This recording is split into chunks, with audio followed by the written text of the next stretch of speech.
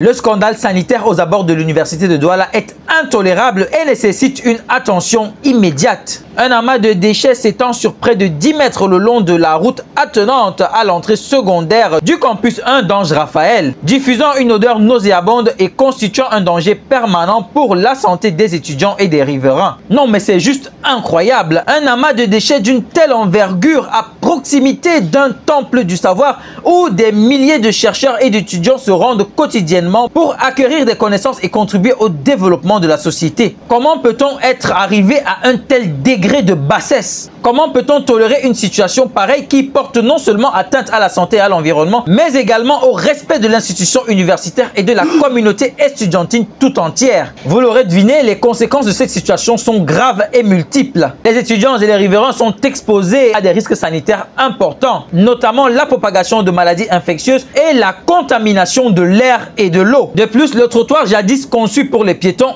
est désormais le terrain d'occupation de multiples commerçants, toute chose qui oblige les piétons à se mettre en danger en marchant sur la route, qui elle-même étant déjà en état de fort délabrement et de surcroît à moitié obstruée par les déchets. Oh, quel désastre! Les autorités compétentes doivent prendre des mesures immédiates pour résoudre ce problème en collaboration avec les services de la municipalité et de l'université. Ces mesures nécessitent une approche globale. Tout d'abord, il est nécessaire de nettoyer la zone et d'enlever tous les déchets accumulés. Ensuite, il est primordial de mettre en place des mesures préventives afin d'éviter la récidive, notamment la mise en place de poubelles et d'un système de collecte de déchets. Il est également essentiel de réaménager le trottoir pour garantir la sécurité des piétons et de sensibiliser les riverains et les commerçants sur l'importance de la propreté et de la sécurité environnementale. Les autorités doivent globalement prendre des mesures pour assurer la gestion des déchets dans la ville et promouvoir des pratiques de réduction et de recyclage. Nous ne pouvons plus fermer les yeux et les narines sur cette situation inacceptable. Il est temps d'agir pour préserver la santé, l'environnement et le respect de l'institution universitaire. Résolvons ce gros problème et cherchons les voies et moyens pour éviter que de pareilles situations se reproduisent à l'avenir. Il est essentiel de promouvoir une culture de la propreté et de la sécurité environnementale et de sensibiliser les citoyens sur l'importance de la gestion des déchets et de la protection de l'environnement. Je profite de l'occasion pour vous rappeler qu'il ne reste que quelques jours pour s'inscrire sur les listes électorales. Ne manquez pas cette opportunité de faire entendre vos voix et de choisir vos leaders. Le Cameroun est à la croisée des chemins face à de nombreux défis tels que la corruption,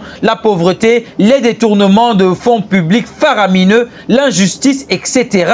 Il est temps de prendre conscience de l'importance de notre participation citoyenne pour la construction d'un Cameroun meilleur. En vous inscrivant sur les listes électorales, vous prenez le pouvoir de décider pour votre destin et de celui de votre pays. N'attendez plus, agissez maintenant. Inscrivez-vous, votez et faites entendre vos voix pour un Cameroun plus juste, plus équitable et plus prospère pour tous. Le futur est entre vos mains. C'était le patriarche Bikeye au micro de cette présentation et c'était là mon humble contribution citoyenne à la construction de notre État. Vive le Cameroun!